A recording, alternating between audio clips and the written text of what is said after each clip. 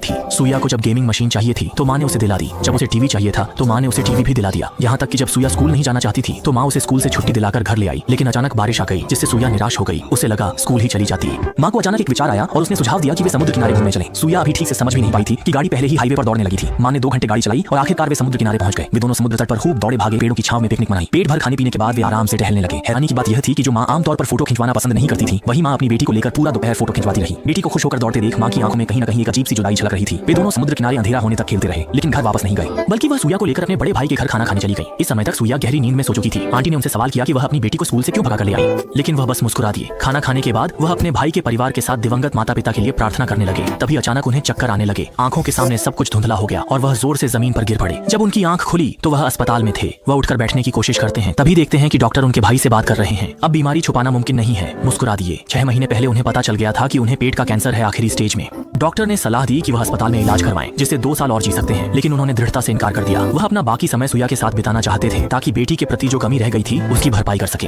वापस जाते समय कार के अंदर का माहौल भारी था। कोई भी इस सच्चाई को स्वीकार नहीं कर पा रहा था। उनकी आंखें लाल थीं, फिर भी नहीं समझ पाए कि भाई को कैसे समझाएं। बस भाई से यही गुजारिश की कि वह यह सच्चाई उनकी बेटी को न बताए। यह सुनकर भाई का भावनात्मक संतुलन टूट गया। अचानक उन्होंने गाड़ी रोक दी। सड़क किनारे बैठकर फूट फूट कर रोने लगे। हालांकि माँ के अस्पताल से लौटने के बाद उनकी तबीयत तेजी से बिगड़ने लगी। वह अक्सर बाथरूम में छुपकर उल्टी करती थी। कई बार तो सूया उन्हें लगभग पकड़ ही लेती थी, लेकिन कैंसर की पीड़ा की तुलना में सूया का अंतर्मुखी स्वभाव उन्हें ज्यादा चिंता में डालता था। एक दिन टीचर ने उन्हें बुलाया और गंभीर भाव से कहा कि सूया ने फिर से कोई मुसीबत कर दी है। असल में सूया की सबसे अच्छी दोस्त ने बस उसकी पानी की बोतल से एक घूंट पानी पी लिया था। सूया ने इस पर बहुत गुस्सा किया।